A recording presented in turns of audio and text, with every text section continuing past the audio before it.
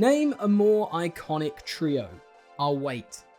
Remember that meme? But who was the most iconic trio? Was it the Kardashians? Was it Charmander, Bulbasaur, and Squirtle? Or how about these guys? Many of you may not have a clue who they are, but these three distinguished gentlemen have impacted your life and what you're doing at this very moment.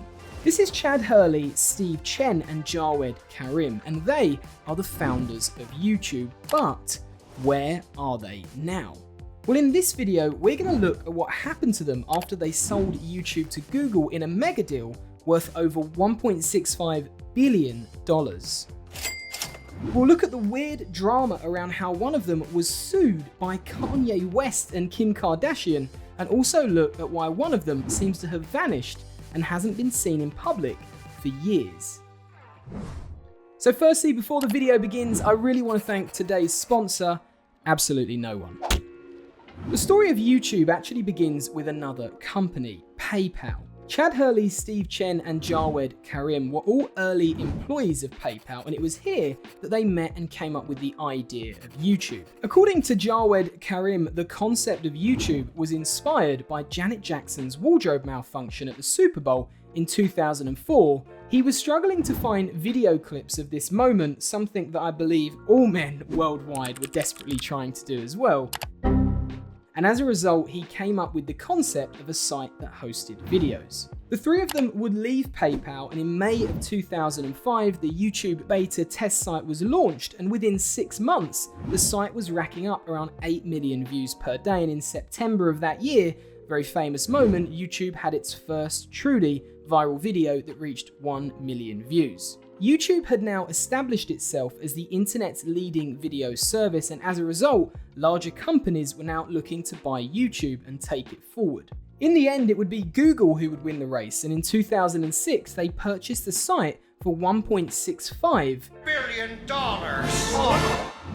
Hi YouTube, this is Chad and Steve. We're the co-founders of the site, and we just want to say thank you. Today we have some exciting news for you. We've been acquired by Google. Yeah, thanks.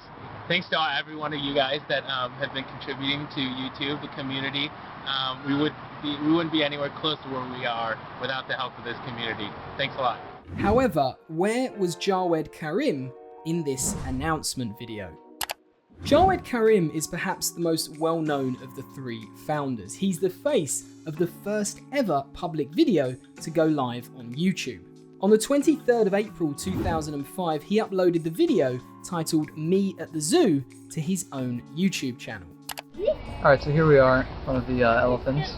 The cool thing about these guys is that they have really long fronts, and that's cool.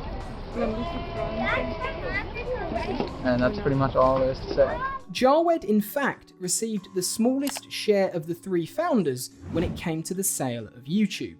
When Google bought YouTube, that amount was paid in Google stock, and of that total sum, Jawed received around 137,000 Google shares.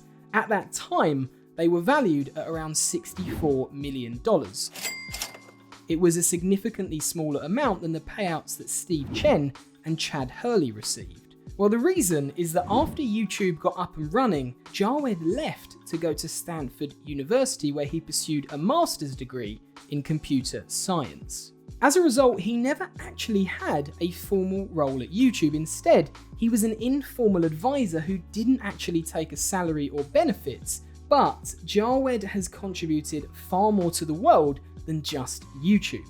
After leaving YouTube, he went on to earn a master's degree in computer science from Stanford University. Then following this, he founded his own venture capital firm called Y Ventures. Now, Y Ventures went on to become one of the earliest investors in Airbnb in 2009, and they were also early investors in Reddit and Postmates. So Jawed has had a pretty significant impact on many of the services that we all use today. So where exactly is he now?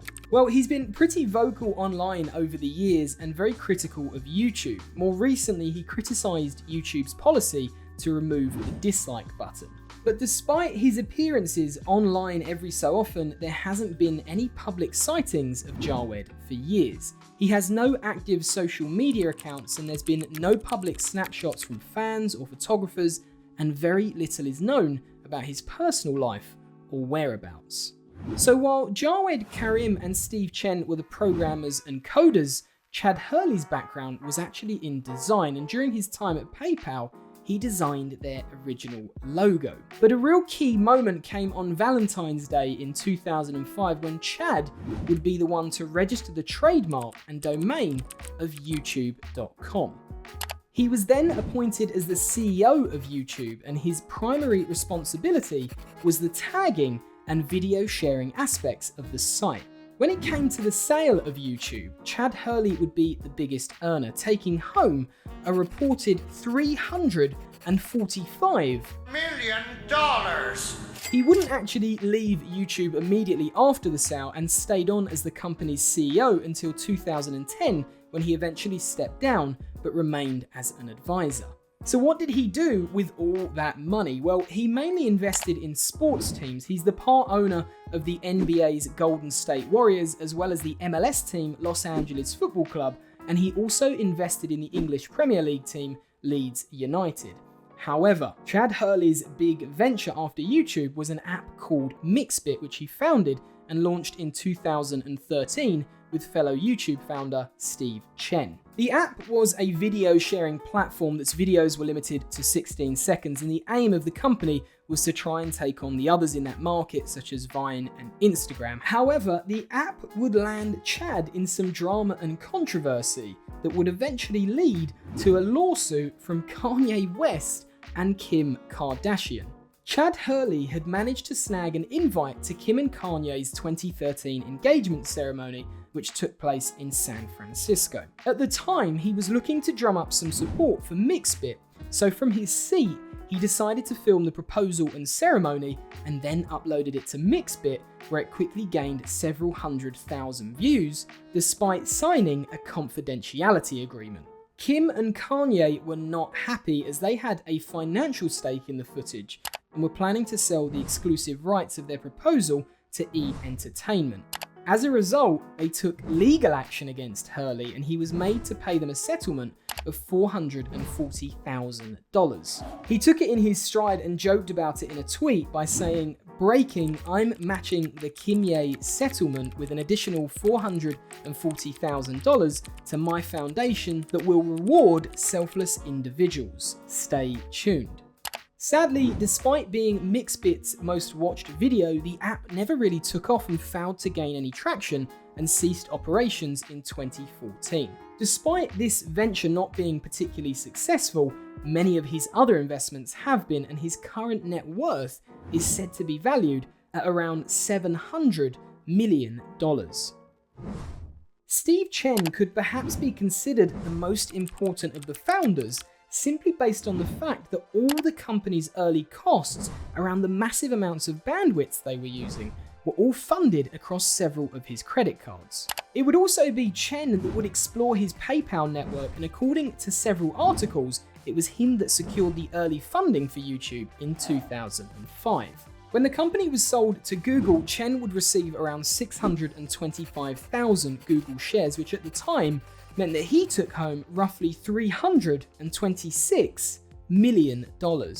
At PayPal, he worked as a software engineer and of course would go on to meet his fellow YouTube co-founders here. However, Chen would become part of a group called the PayPal Mafia. It was the name given to a group of PayPal employees from the early days of the company, many of which went on to found or invest in some of today's most important tech companies: YouTube, Tesla, LinkedIn, Yelp, and Facebook, to name a few. At YouTube, his role was the Chief Technology Officer, but when it came to selling YouTube, Yahoo and Google were the front runners, but Steve Chen didn't want to be seen going into either of their headquarters, as many people would see him and know they were selling the company. So with that in mind, he organized the meetings at Denny's, once with Yahoo and twice with Google. So it's quite incredible to think that a deal worth over $1 billion was discussed at a place like that. While he's not particularly active on social media, He does have an Instagram account and occasionally posts there. It would seem that at some point in 2019, he moved back to his native Taiwan and currently lives there with his wife and 2 children. There's a lot of people out there who may not realize it, but they owe a lot to these guys for bringing YouTube to life. And when you think about it, they not only shaped the internet, but changed the world. They've literally impacted all of our lives, even to this very moment, if you're watching this video. Thanks very much for watching. Most of the visuals you saw in this video are made from my motion graphics templates, which are available to purchase on my website, jfx.co.uk. So if you want to jazz up your videos with new transitions, storytelling assets, or even a new like and subscribe template, then head to the website and we can work together, or hit me up on my socials. Thanks for watching, and as usual, please don't subscribe because I probably won't make one of these videos again.